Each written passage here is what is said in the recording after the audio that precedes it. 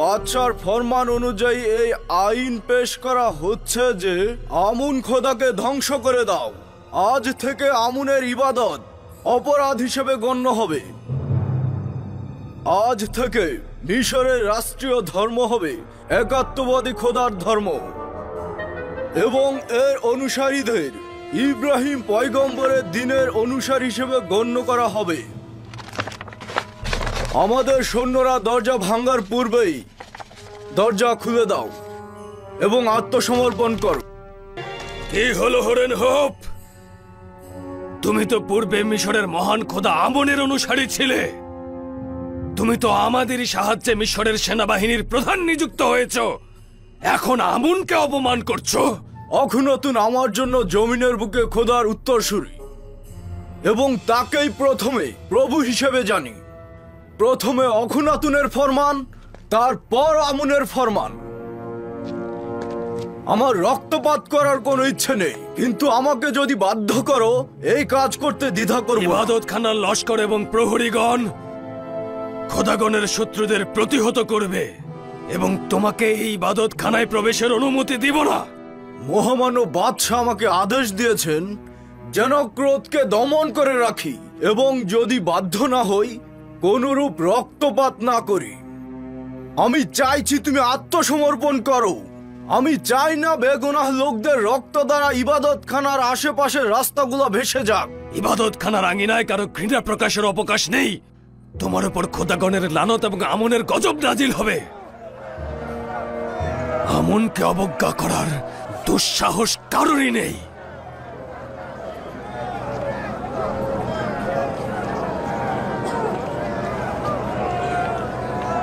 শোনো সবাই, সিপাহসালার হরেন হোবের কোনো রহম ও দয়া নেই। আমি খাবেরিয়া ও সুমেরীয়দের সাথে যুদ্ধে তাকে দেখেছিলাম। সে পাখির মতো ঝাঁকে ঝাঁকে মানুষ হত্যা করতে পারে। তুমি এসব কি বলছো? কেন মানুষকে ভয় দেখাচ্ছ? তোমার কথা এর বিভ্রান্ত হচ্ছে। ভাইরা, হরেন হোব আমাদের কিছুই করতে পারবে না। বদি আমনের লস্কর বাহিনী আমাদের রক্ষা করবে। আমন খোদা আমাদের রক্ষা করবে। তোমরা আশা করি অস্ত্র হরেন হোবের সাথে সন্ধি হবে, না হলে তো সবাইকে কতল করে ফেলবে।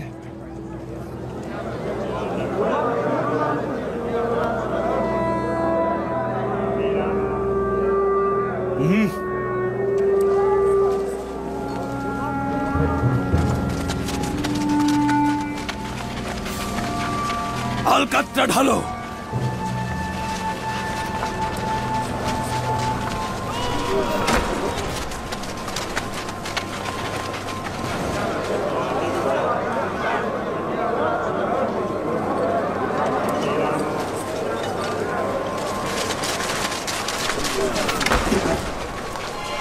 ঢালো।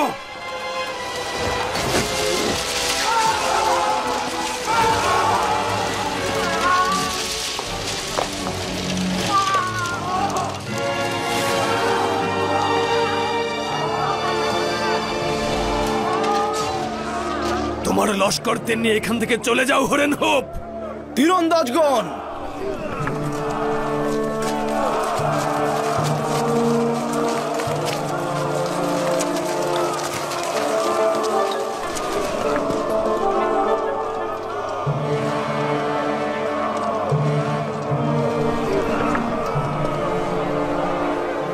মারো।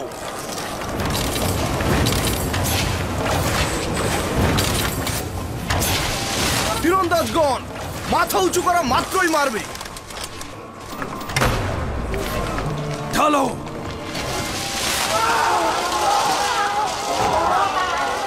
মারো।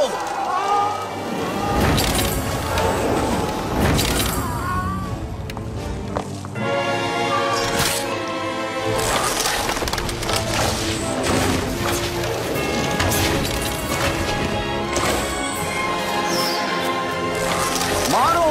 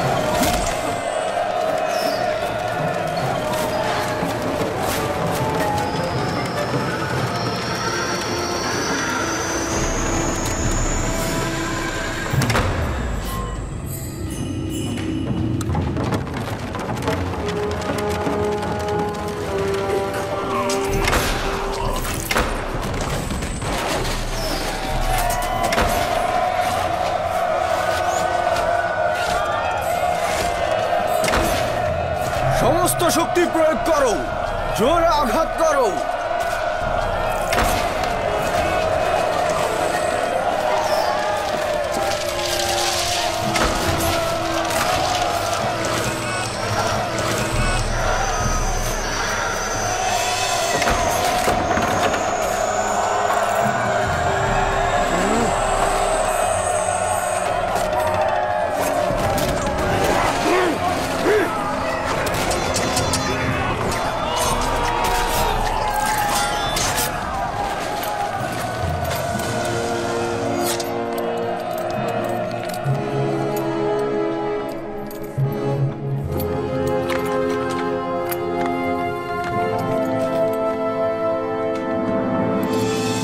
যদি প্রথমে নতি স্বীকার করতি, আমার সৈন্যদল জখম আঘাত না করতি, সম্ভবত বেঁচে থাকতি।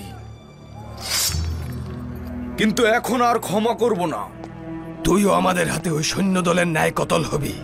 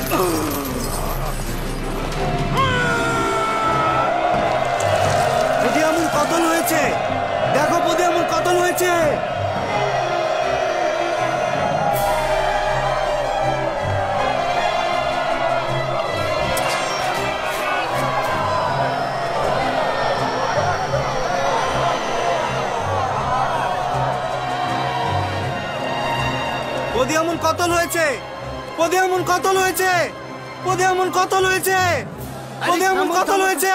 তুমি থামো, আপনারা শান্ত হন। এই অবস্থা থেকে জনাব অজ্ঞামোহরই শুধু আমাদের রক্ষা করতে পারে। তাহলে তাকে নাজাত দিচ্ছ না কেন? নাজাত দাও তাকে। হ্যাঁ হ্যাঁ হ্যাঁ,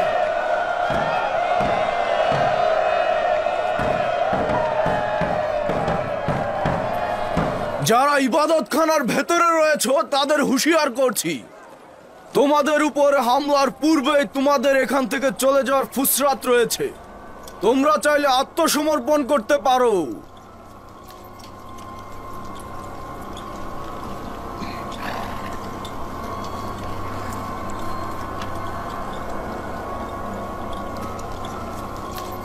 বদিয়ামুনকে কতল করা হয়েছে। প্রদিয়ামনকে কতল করা হয়েছে। বদিয়ামুনকে কতল করা হয়েছে। দরজা খোলো। ওরেন হোপ প্রদিয়ামনকে হত্যা তোমরা করেছে। কি শুনতে পাচ্ছ না? মন্দিরের নিরাপত্তা নেই। আমরা পরাজয় বরণ করেছি। বোঝার চেষ্টা করো, জনম অজ্ঞামরকে আজাদ করে দাও। তিনি আমাদের এখন রক্ষা করতে পারবে। প্রদিয়ামনকে কতল করা হয়েছে। শুনতে পাচ্ছ? প্রদিয়ামনকে কতল করা এবার হয়েছে। শুনে খোলো। প্রদিয়ামনকে এখনই কতল দরজা করা খোলো। হয়েছে। শোনো, প্রদিয়ামনকে কতল করা হয়েছে।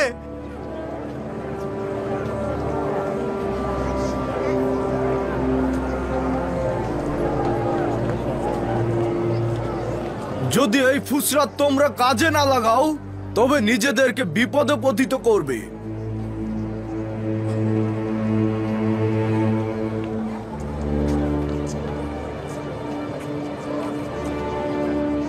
যদি হামলার ফরমান দেই তবে কেউ নিরাপদে থাকবে না।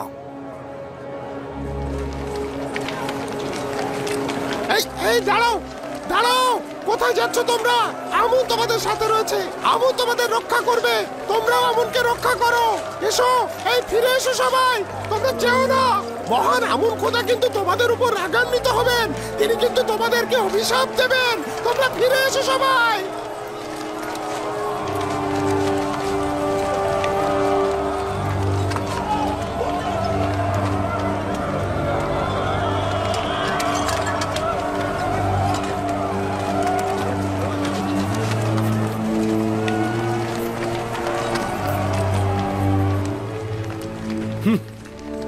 আমনের আভিজাত্য শক্তিমত্তা কোথায় গেল?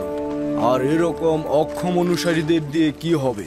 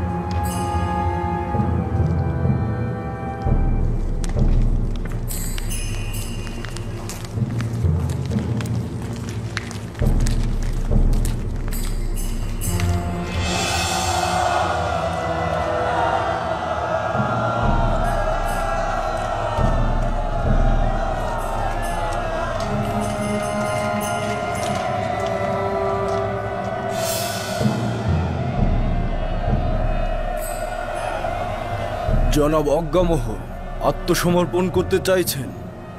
আমি তোমার কাছে কিছুটা ফুরসাত চাইছি। ফুরসাতের সুযোগ নেই, আত্মসমর্পণ করতে হবে। আমরা আত্মসমর্পণ করব যদি সেনাপতি হোরেন হোপ সলা পরামর্শের ফুরসাত দেন। আমরা সবাই মন্দির ত্যাগ করব।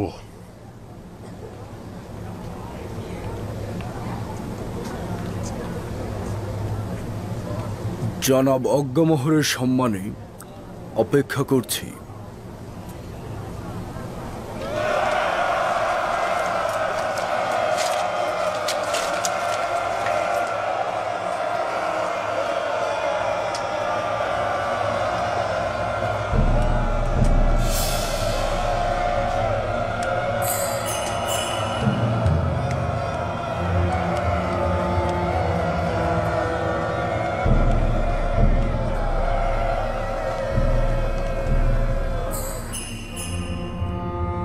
আমুনের পবিত্রতা আমাদের সবার রক্ষা করতে হবে।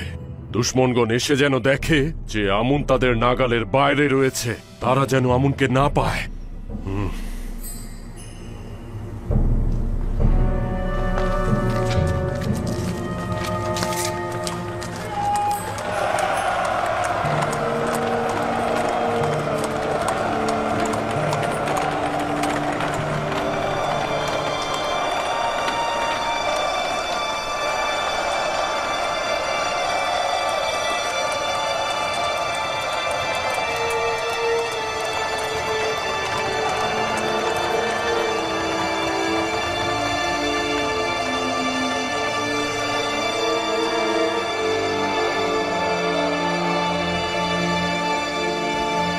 কি হয়েছে?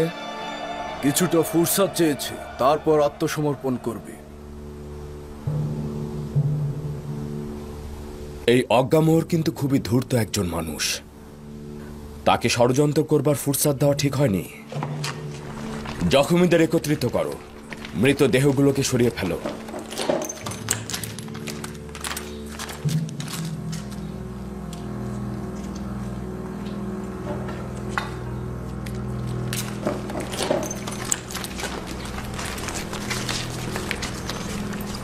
তোমাদের আমুন খোদাকে ধ্বংস করতে এসেছি।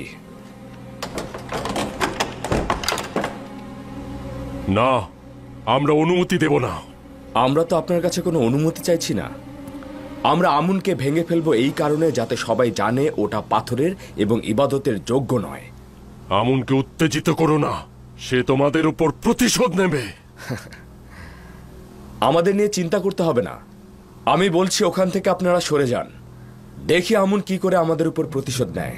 না, আমি অনুমতি দেব না। তোমাদের আমুনের কাছে আসা উচিত নয়। আমুনকে অপমান করার কোনো অধিকার তোমাদের নেই। সরে যাও, সবাই একদিকে সরে যাও। সরে যাও। আমনের লানত তোমাদের উপরে। আমাদের ক্রোধের আগুনে তোমরা জ্বলে পড়ে শেষ হয়ে যাবে। আমনকে ক্রোধান্বিত করো না, তোমরা ধ্বংস হয়ে যাবে। আমনের অভিশাপে তোমরা ধ্বংস হবে।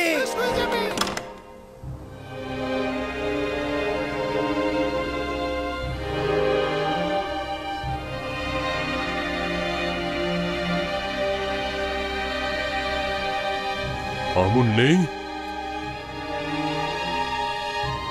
আমুনের কি হলো? আমুনকে পাচ্ছ না? আমুন খোদাগন্ধের খোদা। আমুন খোদা আসমানের সত্য ও সুমহান জায়গায় গমন করেছে। উপযুক্ত সময় আবার জমিনে ফিরে আসবেন এবং দুশমনদের প্রতি প্রতিশোধ পরায়ণ হবেন। আমন মেরাজে গিয়েছে। আমন দুশমনদের প্রতি প্রতিশোধ দেবেন। মিশরের মহান খোদা আমুন গায়েব হয়েছেন, কিন্তু তিনি ফিরে আসবেন, খুব দ্রুতই ফিরে আসবেন এবং তোমাদের উপর প্রতিশোধ নেবেন।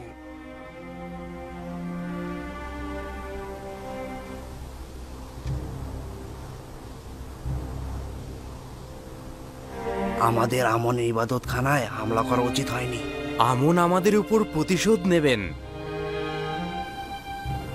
আমি নিশ্চিত যে আমুন এখানটাতে রয়েছে, এখান থেকে বাইরে যেতে পারেনি।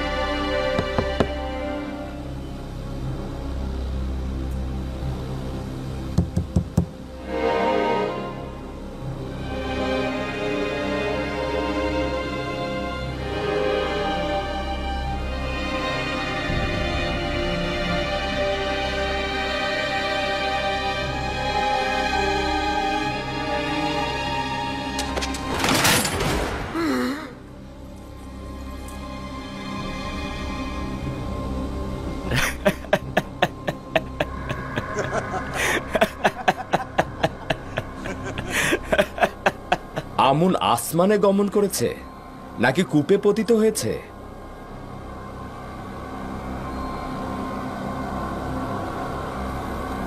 জনাব হরেনহোপ, এদেরকে এখন জাভিরা কারাগারে নিয়ে যান।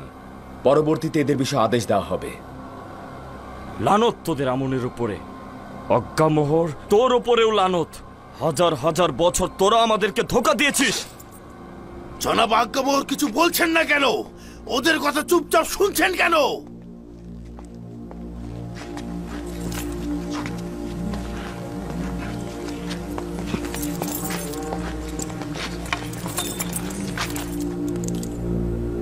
আজ উৎসব করা উচিত এবং শহরকে সজ্জিত করা উচিত। আমি এই দিনটিকে কুফুরি ও শিরকিদের বিরুদ্ধে একাত্মবাদী খোদার বিজয় দিবস হিসেবে ঘোষণা করছি। এই বিজয়ের জন্য খোদার নবী ইউজারসিফকে অভিনন্দন জানাচ্ছি। আপনাকে অভিনন্দন জনাব হরেন হোপ। শুনেছি এই ঘটনাটি অনেক দক্ষতার সঙ্গে পরিচালনা করেছেন আপনি। সাবাস আপনাকে। রাজমহলের সকল দেওয়াল থেকে আমুনের নাম মুছে ফেলার আদেশ করছি।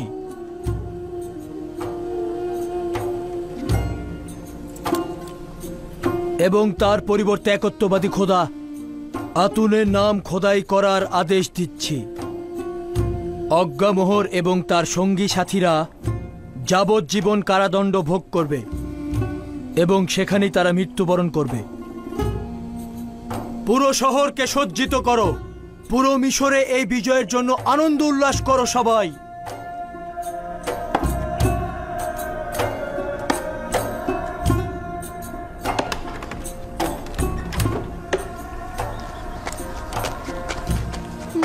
মা ক্ষুধা লেগেছে।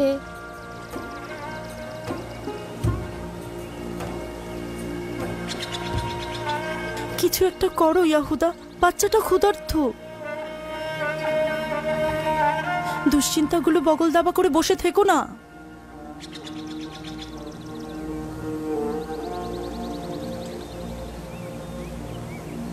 সূর্যাস্ত পর্যন্ত সবুর করো।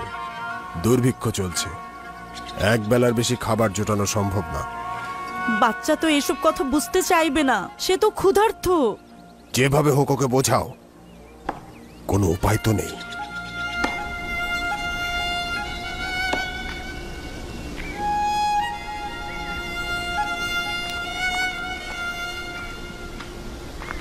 সালাম লাভি। সালাম বেনিয়ামিন। পথ ভুল করে এলি না তো? না, আব্বাজান পাঠিয়েছে। হ্যাঁ, যাও বাবা, খেলা করো। মজা করিস না, আব্বাজানের সাথে আমাদের কি কাজ? জানি না, শুধু বলল তোমার ভাইদের ডেকে নিয়ে এসো। তিনি কি নিজেই আমাদের যেতে বলেছেন? অনেকটা সেই রকমই। আব্বাজান বছরের পর বছর আমাদের সঙ্গে কথা বলেন না, আর এখন কি এমন ঘটল? কসম করে বলছিস আব্বাজান আমাদেরকে তার কাছে ডেকেছেন? মিথ্যে বলবো কেন? আসলে তোমরা কেন সন্দেহ করছো? আব্বাজান অপেক্ষায় আছেন, অন্যদেরকেও খবর দাও।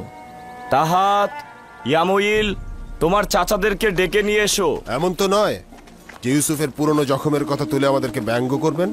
ইউসুফ জখম নয়, একটি বিরহ। এমন একটি বিরহ যা তোমরা আব্বাজানের মধ্যে ঢেলেছ। আমার নসিহতের যেমন ধৈর্য নেই, তেমনি বিদ্রুপ শোনারও সময় নেই। ফালতু কথায় সময় নষ্ট না করে আমাদের উচিত আব্বাজানের কাছে যাওয়া। আমি আমার পয়গম পৌঁছে দিয়েছি, যাওয়া না যাওয়া তোমাদের ব্যাপার। সবুর কর ভাই বেনিয়ামিন, একটু দাঁড়া ভাই, শান্ত হ। দুইটি গোত্র দুনিয়া ও আখেরাতের কল্যাণ ও বরকত থেকে বঞ্চিত হয় এবং তারা সৌভাগ্য লাভ করতে পারে না। তোমাদের মধ্যে কেউ কি বলতে পারবে সেই দুইটি গোত্র কারা? আমি বলবো দাদাজান। বলো আমার পুত্র। যারা নিজের পিতামাতাকে সম্মান করে না ও কষ্ট দেয়। সাবাস পুত্র আমার। তুমি কার সন্তান? আমার পিতার নাম লাভি। আচ্ছা, তুমি তাহলে কাহাদ। ঠিক বলেছ পুত্র আমার। আচ্ছা, একটি শুনলাম, এবার কেউ বলো তো দেখি এই দুটি গোত্রের মধ্যে আরেকটি কে? আমি বলবো দাদাজান। তোমাকে মনে হয় আমি চিনতে পেরেছি, তুমি বেনিয়ামিনের পুত্র, তাই না? বলো পুত্র বলো। যারা বড়দের সম্মান করে না। সাবাস পুত্র আমার, সাবাস। যারা এলেম ও ইমানের দাম্ভিকতায় বয়োজ্যেষ্ঠদের সম্মান করে না, তারা দুনিয়া ও আখেরাতে কোনোভাবেই কল্যাণ লাভ করতে পারে না। আমি তাদের নিয়ে খুবই চিন্তিত। যারা তাদের পয়গম্বর ও বৃদ্ধ পিতামাতার প্রতি সম্মান করে না, খোদা তাআলা যেন তাদের প্রতি রহম করেন। সালাম আব্বাজান। সালাম। সালাম আব্বাজান। সালাম খোদার নবী। সালাম। দরুদ খুদার নবী। দরুদ। সালাম আব্বাজান। সালাম। সালাম আব্বাজান। সালাম খোদার নবী।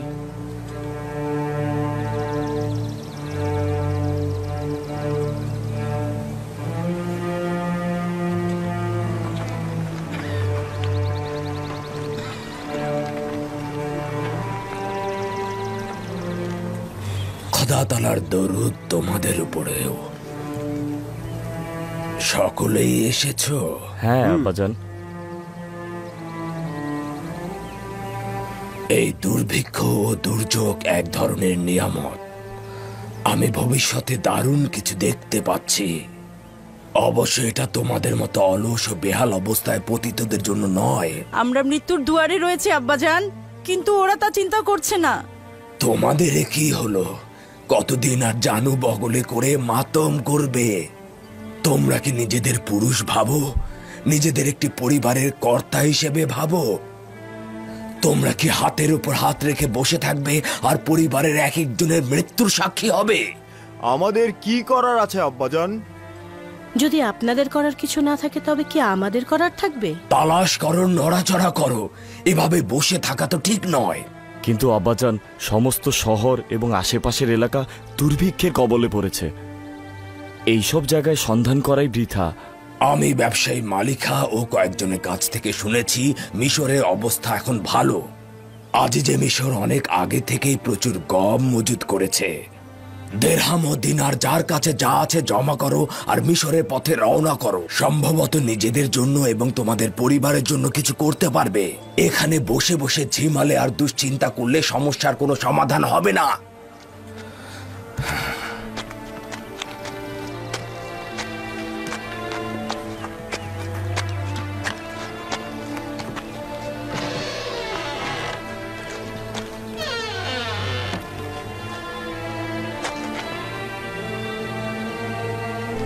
মিশর পর্যন্ত কয় দিনের পথ?